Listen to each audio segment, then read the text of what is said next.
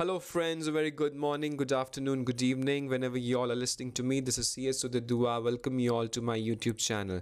जब हमसे कोई 12th पास स्टूडेंट पूछता है कि सर हम CS कर लें, तो हम उसे मोटिवेट करते हैं और एक आगे का रास्ता बताते हैं, क्योंकि हम एक टीचर हैं और उसके लिए एक मेंटोर हैं.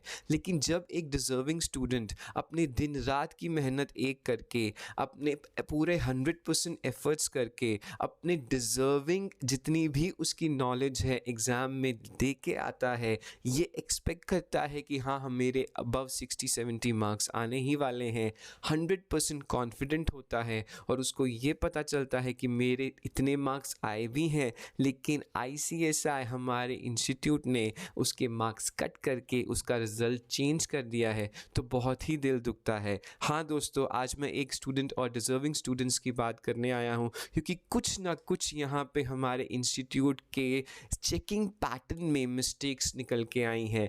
कोई भी मैं यहाँ पे इंस्टीट्यूट के अगेंस्ट बात नहीं करने वाला, बिकॉज हम जो भी हैं हम डेफिनेटली इंस्टीट्यूट की वजह से ही हैं. यस, हम सिर्फ यहाँ पे इस वीडियो से एक अलार्म और एक सिचुएशन को एक क्लैरिफिकेशन एक्सपेक्ट कर रहे हैं ऑनरेबल इंस्टीट्यूट प्रेसिडेंट सर से और वाइस प्रेसिडेंट सर से, कि ऐसा कैसे हो सकता है कि एक बच्चे के 74 मार्क्स से 44 मार्क्स कर दिए जाते हैं. यस दोस्तों, अगर आपके साथ अगर ऐसा हुआ होता तो आप जान भी नहीं पाते कि आपको कितना ज़्यादा शॉक और कितना आप डिप्रेशन में चले जाते. बिकॉज हम हर बार स्टूडेंट को मोटिवेट करते हैं कि इस बार नहीं हुआ आपका एग्ज़ाम क्लियर, अगली बार हो जाएगा. It's always the next time, it's always the next time, don't lose hope, it's always the next time. लेकिन जब एक डिज़र्विंग स्टूडेंट का साथ ऐसा होता है तो एक बहुत बहुत बहुत दुखद समाचार है, बहुत दुख की बात है. मैं यहाँ पे उन स्टूडेंट्स को फेवर नहीं करूँगा जिनके सर्टिफाइड कॉपीज़ में ऐसी कोई मिस्टेक्स नहीं है, और मैं यहाँ पे इंस्टीट्यूट को भी यहाँ फेवर करने के लिए नहीं हूँ, ना मैं कुछ गलत बोलने के लिए आया हूँ, क्योंकि हमारा institute is run by number in thousands of people. और किसी भी इंस्टीट्यूट में, किसी भी ऑर्गेनाइजेशन में 100% ट्रांसपेरेंसी नहीं होती साहब. कुछ ह्यूमन एरर्स होते हैं, लेकिन ऐसे ह्यूमन एरर्स जहाँ पे आपके 30 मार्क्स स्लैश कर दिए जाते हैं, क्या ये एक्सेप्टेबल है? क्या ये स्टूडेंट के करियर के साथ एक गलत चीज़ नहीं करी गई है? मैं आपसे जानना चाहता हूँ, आप कमेंट करके बताइए, क्योंकि अगर ये आपके साथ होता या अगर ये मेरे साथ भी होता तो मैं शायद ये कोर्स छोड़ के कुछ और करने के लिए चला जाता, क्योंकि मैं अपने आप को भी मोटिवेट नहीं कर पाता कि मैं दोबारा से एग्ज़ाम को प्रिपेयर करके दोबारा से 70 अबव मार्क्स लाऊं.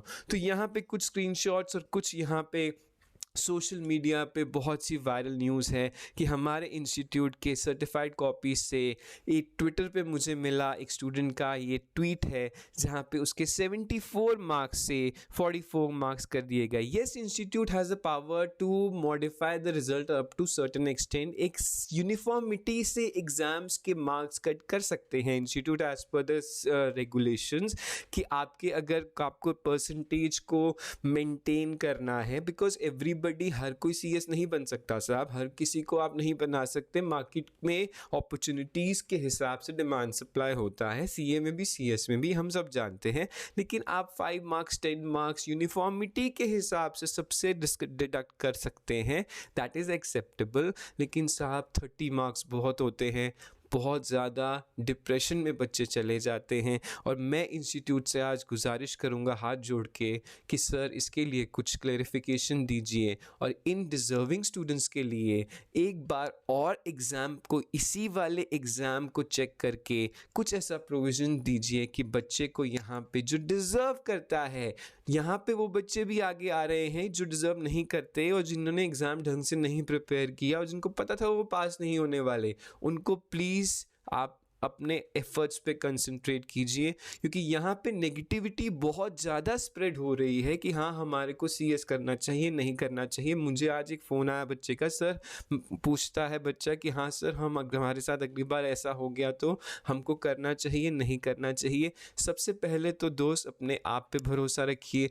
दूसरी बात अपने भगवान पे भरोसा रखिए, और तीसरी बात जिस कोर्स में आप आए हैं उसका जो इंस्टीट्यूट है उस पर भरोसा रखिए, क्योंकि इसी इंस्टीट्यूट ने रैंक होल्डर्स भी हैं। इसी इंस्टीट्यूट ने बहुत से बच्चे पास भी करे हैं और बच्चों के बहुत अच्छे मार्क्स भी आए हैं। तो कुछ एरर्स हैं और यहाँ से मैं आपको एक्सपेक्ट कर रहा हूँ ऑनरेबल इंस्टीट्यूट, ये कुछ एक और दूसरा स्क्रीनशॉट है। SLCM में ही क्यों ऐसे स्क्रीन सर्टिफाइड कॉपीज़ में दिक्कत आई है? यहाँ पे इंस्टीट्यूट प्ले नहीं कर रहा यहाँ पे बच्चों के साथ, कुछ ना कुछ SLCM के एग्ज़ामिनर ने कुछ गलतियाँ करी हैं जितना मुझे समझ आ रहा है, और यहाँ पे इंस्टीट्यूट को एक क्लैरिफिकेशन देनी चाहिए या दोबारा से चेक करके बच्चे को इवैल्यूएट करके मार्क्स अलॉट करने चाहिए और जो डिज़र्व करते हैं उनको यहाँ पे पास करना चाहिए।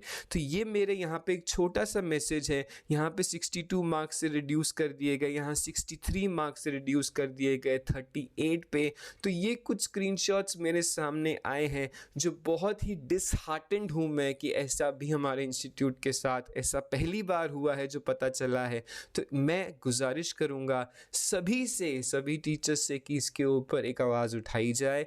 एक honourable president vice president sir से हाथ जोड़ के विनती है कि इसके ऊपर एक क्लैरिफिकेशन दी जाए कि SLCM में ही ऐसा क्यों हुआ, क्योंकि सारे SLCM के ही मेरे पास स्क्रीनशॉट्स हैं, बाकी सब्जेक्ट्स के नहीं हैं। क्या कोई ह्यूमन एरर था, उसको एक्सेप्ट किया जाए, क्योंकि हम पता है कि एक ह्यूमन का सेंटिमेंट्स इन्वॉल्व हैं, ह्यूमन बीइंग इन्वॉल्व हैं एग्जामिनेशन को चेक करने के लिए। हो सकता है कुछ कॉपीज़ में कुछ प्रॉब्लम हो, तो उसको एक दोबारा से मौका दिया जाए बच्चों को कि उसका एक एग्ज़ाम का दोबारा से इवैल्यूएशन हो के जितने वो मार्क्स डिज़र्व करते हैं उनको दोबारा से अलॉट किए जाएं। और बाकी स्टूडेंट्स को क्या करना है, इन चीज़ों से अपना मोरल डाउन नहीं करना है, अपने इंस्टीट्यूट के ऊपर क्वेश्चन नहीं उठाना है, अपने आप पे अपने एफ़र्ट्स कम नहीं करने हैं, अपने आप पे भरोसा रखिए, एफ़र्ट्स करते रहिए। इंस्टीट्यूट डेफिनेटली एक